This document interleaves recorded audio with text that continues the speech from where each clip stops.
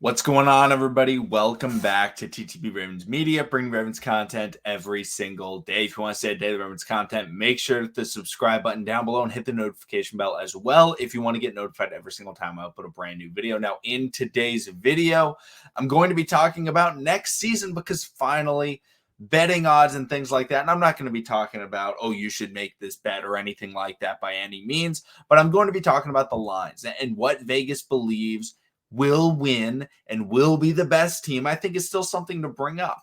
So the Baltimore Ravens and the Cincinnati Bengals are tied for the prediction of who will win the AFC North. They're at about, plus 175 odds, which is like 17-10 odds.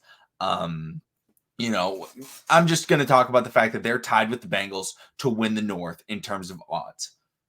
I think that's very interesting because so many people outside of the Baltimore Ravens fans, they act like the Baltimore Ravens now suck because they were missing Lamar Jackson for a good chunk of last year. They were missing their running backs. They were missing their cornerbacks. They were missing a lot of pieces, and everyone's just like, oh yeah, they're gone. Like, we're just going to forget about them being, a powerhouse in the AFC, powerhouse in the NFL even. But then Vegas, and typically Vegas knows pretty well, they're like, no, they're just as likely as the Bengals. And I think that's crucial because I don't want to make this video slandering the Bengals because what they did, they got to the Super Bowl. That's a great feat. I'm not trying to take anything away from that. However, anytime anyone says however after saying something, it's instantly going to negate what they just said. But they hadn't an easy schedule to the playoffs. I predicted them to get to the Super Bowl because one, they faced the Titans in the one. They played the Raiders first. The Chargers were much better than the Raiders, but the Raiders ended up making the playoffs. They played the Raiders. They beat the Raiders. The Raiders were not that good. They weren't bad, but they weren't that good. For a playoff team, they were the worst playoff team. Then they went up against the Titans. And the Titans, they're not terrible by any means. However, it was Derrick Henry's first game back. His first game back. That's a bit of an easy schedule. And then they played the Chiefs. Chiefs are a great team. However, the Bengals match up perfectly against the Chiefs. Perfectly. And yes, it was still an impressive win. But that's one impressive win in the playoffs. And I'm not, again, great job. You can't pick who you play. They won their games. Great job. However, they get talked about like, oh, this is the next dynasty.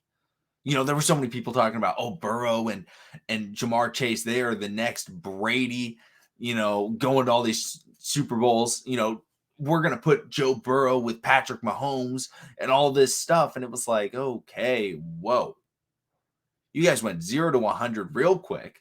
And Lamar Jackson just continuously gets thrown beneath everyone else, and just is piled in with, I don't want to say mediocre quarterbacks, but I'll say good quarterbacks because Lamar Jackson is obviously a fantastic, terrific, great quarterback.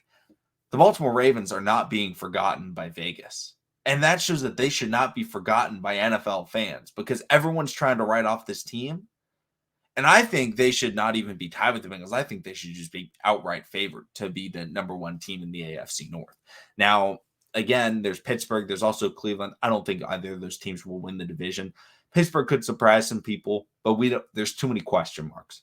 But the Ravens have less question marks than the Bengals, I think, going into next year. Yeah, sure, both of them have their quarterbacks, receiving cores figured out. But the Ravens have their secondary figured out. That's huge.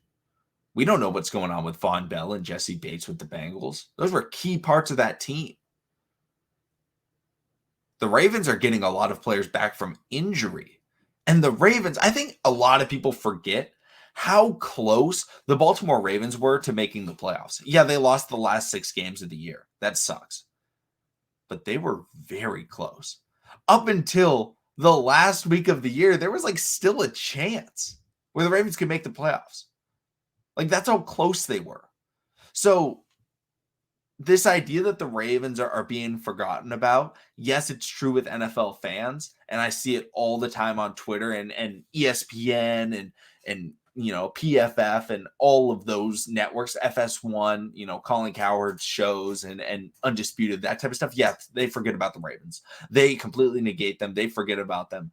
But the real thing that you need to pay attention to is the Vegas odds, not to make bets or anything like that, but because they have an actual understanding of, okay, this is what actual experts believe rather than entertainers.